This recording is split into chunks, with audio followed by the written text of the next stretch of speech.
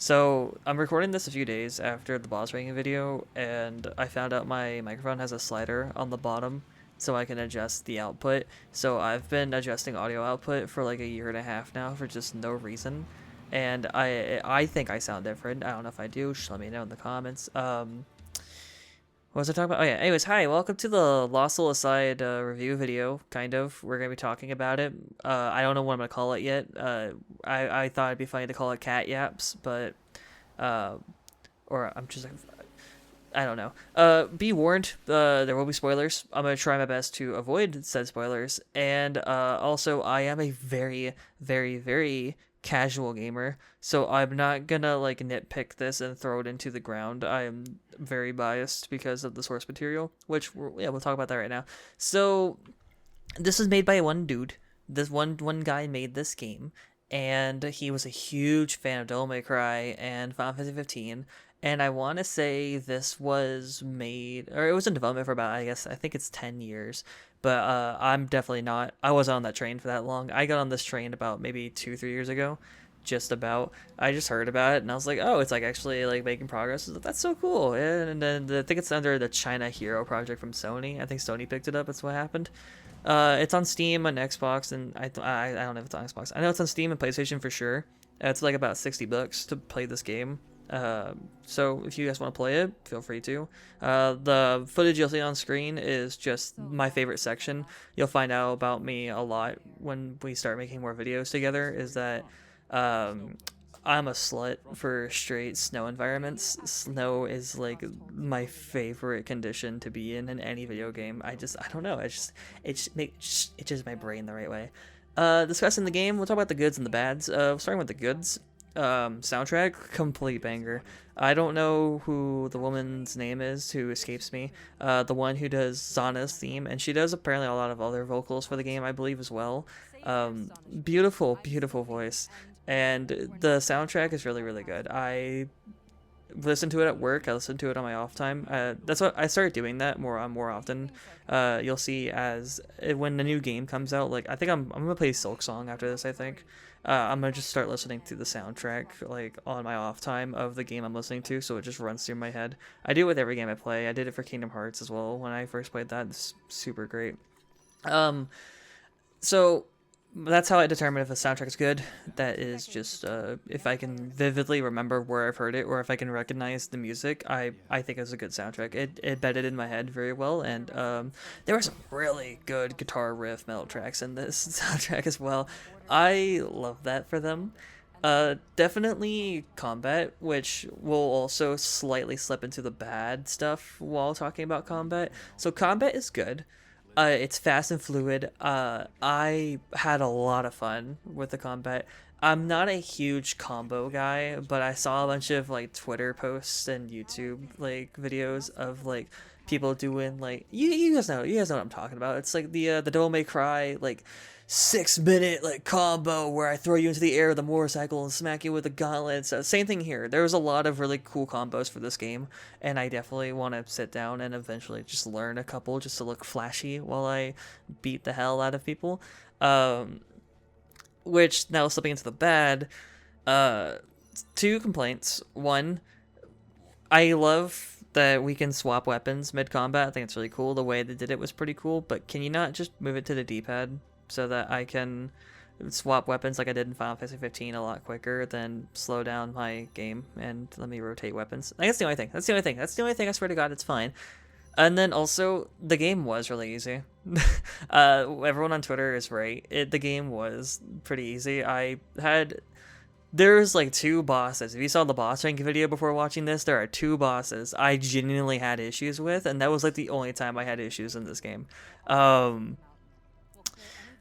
I have not tried the hard and nightmare difficulties that you unlock at the end of the game. You might see a video on the nightmare difficulty at some point whenever I get there. We'll see.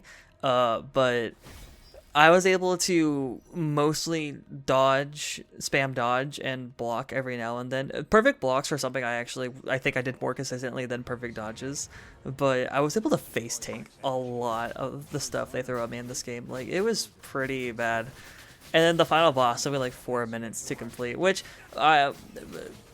On one hand is really bad. Like I had zero issues with the final boss, but then on the other hand, like the way they give you the like the I'm not gonna spoil, but like they'll hand you something really really cool. The way they do it is really really cool, and it makes you feel like yeah, no, you should be on equal footing with him, and this should be a very one-sided fight depending on how much power they handed you. Story. Story was alright. It's very straightforward. The story, basically, for anyone who doesn't know, is you play a guy named, I think it's Kaiser, it's how it's pronounced. Kaiser is like a rebel against the Empire, Ra, and he has like a little sister named, is it Louisa? I think it's Louisa. Louisa is the little sister. There's an attack on the Empire from all these creatures. I almost called them Neverons. Expedition 33 on the mind. let's get that grind.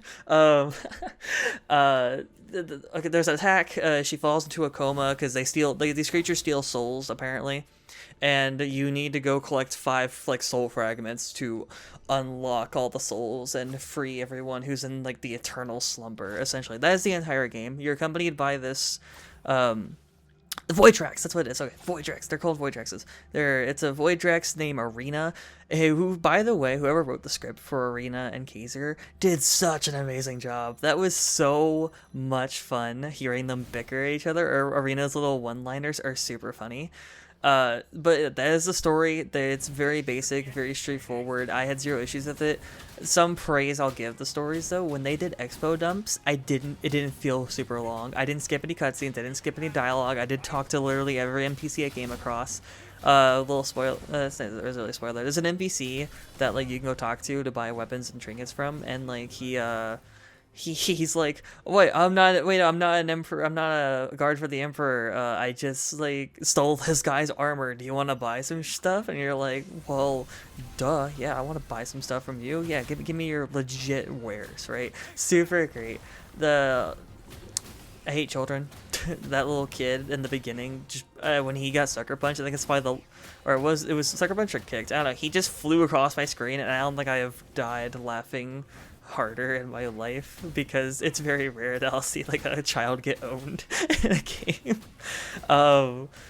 The story is fine though. It was very simple. There's some like really dumb decisions that the main character makes. Just going to spoiler territory just a little bit. If you want to skip it.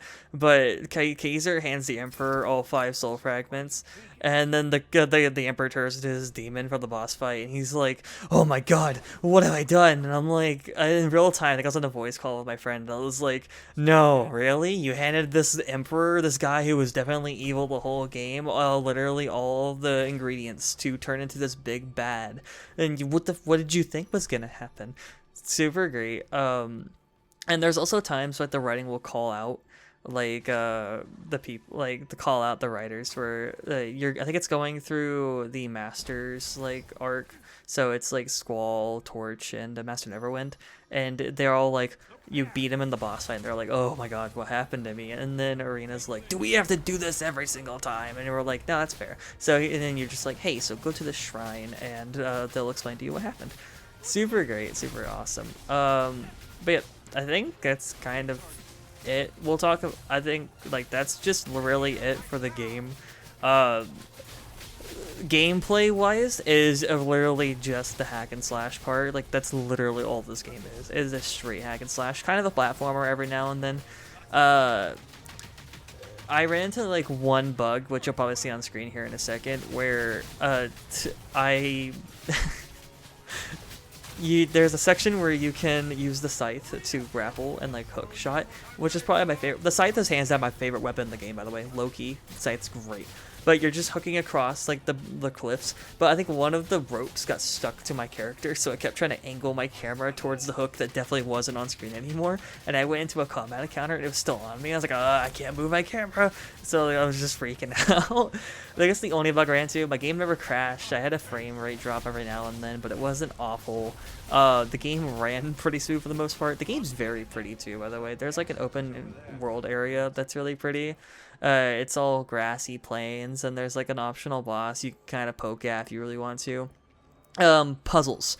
This game has some puzzles. I have zero issues with puzzles, and also I have zero issues with the gimmick fights. The gimmick fights were probably some of the most fun I've ever had. Like, there's like a whole section where you're fighting this giant colossal titan thing. I think it's Saruman and like a form. It's like near the beginning. It's near the beginning of the game, but you have to ride on the great sword and like smack the ground to create force fields like from the plates. That's super fun. Sword riding is just like one of those things that also scratches my brain really cool. Like, which is why I loved Metaphor Refantasio a whole lot, because you can just go through the world like the town and just kind of slide across the ground. Super great, super great. Love it.